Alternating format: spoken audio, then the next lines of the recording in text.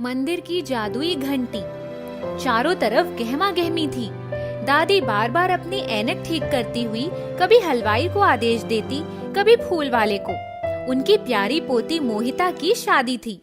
विक्रम सिंह के घर छोड़कर चले जाने के बाद उसकी माँ सुनीता और दादी ने ही मिलकर उसे पाला पोसा था। मोहिता लाल जोड़े में सजी हुई बहुत सुंदर लग रही थी। उसकी शादी जेल सुप्रिटेंडेंट निखिल वर्मा के बेटे राहुल से होने जा रही थी, जो कॉलेज में उसके साथ ही वकालत की पढ़ाई करके हाई कोर्ट में वकील था। मोहिता विदा होकर ससुराल आ गई। रात के समय अचानक निखिल वर्मा के कानों में घोड़ों के टापों की आवाज सुनाई पड़ी। उन्होंने फटाफट घर की औरतों को एक कमरे में बंद करके ताला लगा दिया। डाकुओं ने निखिल वर्मा की कोठी पर हमला कर दिया। पूरी कोठी में अफरा तफरी मच गई थी। हमसे क्या गुनाह हुआ था? मेरे बेटे की कल ही तो शादी हुई है। डाकुओं ने पूरे घर को घेर लिया और ताबड़तोड़ फायरिंग शुरू कर दी। उन्होंने घर में घुसकर फूलों से सजे मोहिता के कमरे का दरवाजा भी तोड़ दिया और दुल्हन को उठाकर ले गए। उनके जाने के बाद सभी अपने कमरों से बाहर निकल आए। राहुल, सब ठीक है ना? नहीं पापा, सब ठीक नहीं है। मोहिता को वो जबरदस्ती बंदूक के नोक पर उठा ले गए हैं और कह गए हैं कि अपने बाप से कह देना कि अब मैं छूट गया हूँ। उनकी इज्जत मिट्टी में मिलाने का इससे अच्छा अवसर नहीं मिलेगा।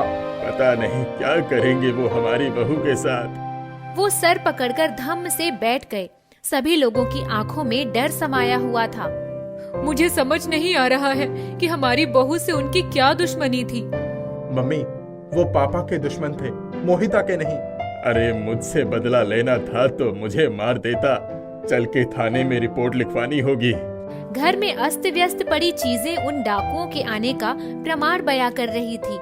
सुबह होते ही बाप बेटे रिपोर्ट लिखवाने जा ही रहे थे कि मोहिता लड़खड़ाते कदमों से घर के अंदर आई। बिखरे बाल लूटी पिटी आकर खड़ी हो गई और बिलक बिलक कर रो पड़ी। मोहिता, कौन थे वो लोग? मोहिता की आवाज नहीं निकल रही थी। चुपचाप अपने कमरे में चली गई। राहुल आया, बिना कुछ कहे कपड़े बदलकर चला गया। कहाँ जा रहे हो? पता नहीं।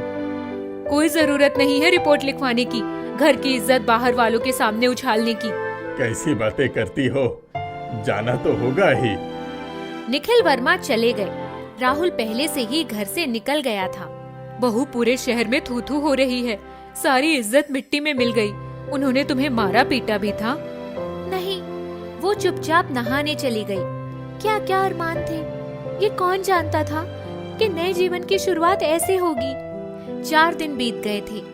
घर में किसी ने उससे बात नहीं की। राहुल दूसरे कमरे में सोने चला जाता। मोहिता को समझ में नहीं आ रहा था कि क्या करे। एक दिन, मेरी क्या गलती थी जो तुम लोग मुझसे बात भी नहीं कर रहे हो? तुम्हें मालूम है, पूरे शहर में हमारी बेइज्जती हो रही है कि जेलर साहब की बहू को डाकू उठा ले गए और एक रात रखकर छोड़ गए। हम किसी को भी मुंह दिखाने का काबिल नहीं रहे। तो क्या मुझे भी अग्नि परीक्षा देनी पड़ेगी? मैंने कब कहा कि तुम अग्नि परीक्षा दो? बस कुछ दिनों के लिए यहाँ से कहीं चली जाओ। माँ की भी यही राय है। तब तक हम लोग ये घर बेचकर किसी दूसरे शहर में चले जाएंगे। तब तक मामला भी ठंडा हो जाएगा। मैं कहाँ जाऊंगी? मेरी दादी तो जीते जी मर जाएंगी और माँ तो शायद मुझे उल्टे पैर वापस ही कर दे। तुम्हारी नजर में अगर मैं गुनहगार हूँ तो मैं चली जाऊंगी। मोहिता घर से चली गई।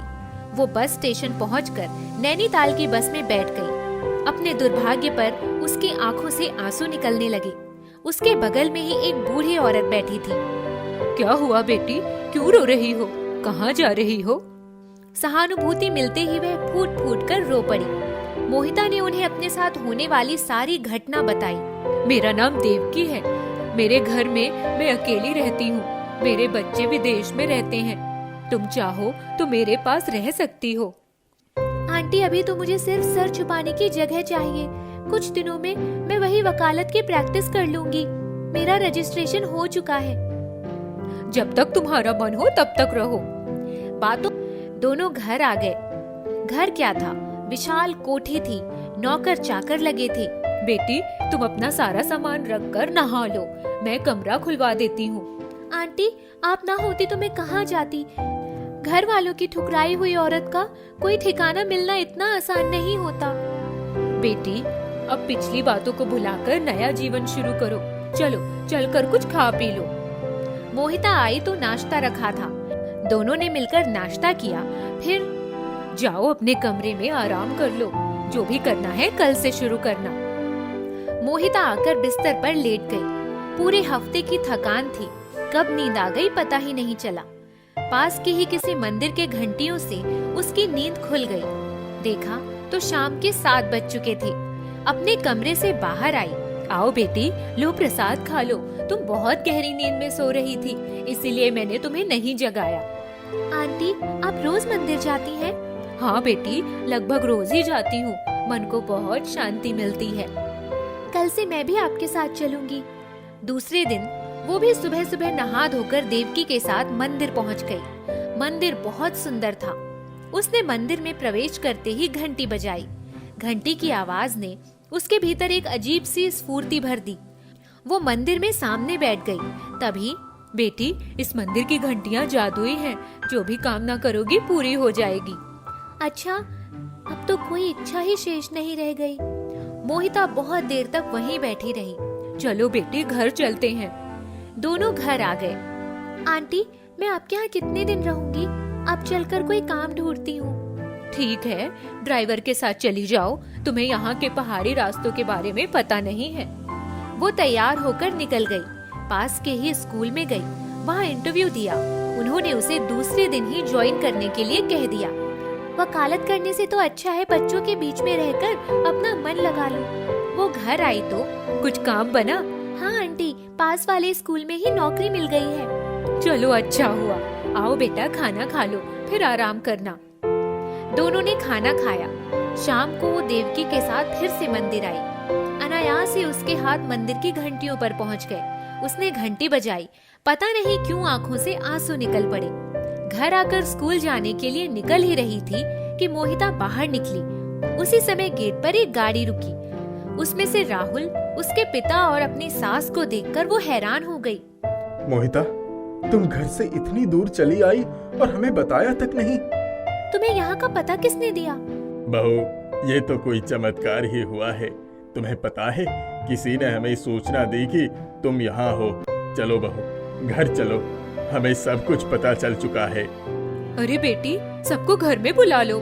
चलिए अंदर चलकर बात करते हैं। सब अंदर आकर बैठ गए। अचानक मैं बेगुनाह कैसे हो गई?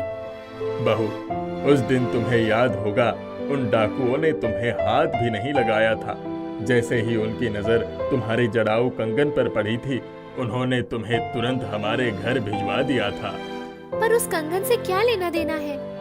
उस डाकू का नाम विक्रम सिंह है। उसने आत्मसमर्पण कर दिया है। वो बहुत शर्मिंदा था कि वो मुझसे बदला लेने की भावना से आया था, क्योंकि मैंने ही उसे सजा दिलवाई थी। लेकिन उसे पता ही नहीं था कि वो अपनी ही बेटी का अपहरण करके ले गया है। बहुत साल पहले वो कंगन उसने अपनी बेटी की शादी में देने के लिए अपनी माँ के पास रखे थे। मतलब वो मेरे पिता थे? हाँ मोहिता, चलो अब घर चले। मोहिता ने देवकी की तरफ देखा। बेटी, मैंने कहा था ना कि मंदिर की घंटी जादुई है। जाओ, तुम्हारा परिवार तुम्हें मिल गया। अब क्या चाहिए? मैं एक बार मंदिर की घंटी बजाकर आती हूँ। जादुई घंटी के बजते ही उसकी आंखों से गंगा जमुना बह निकली।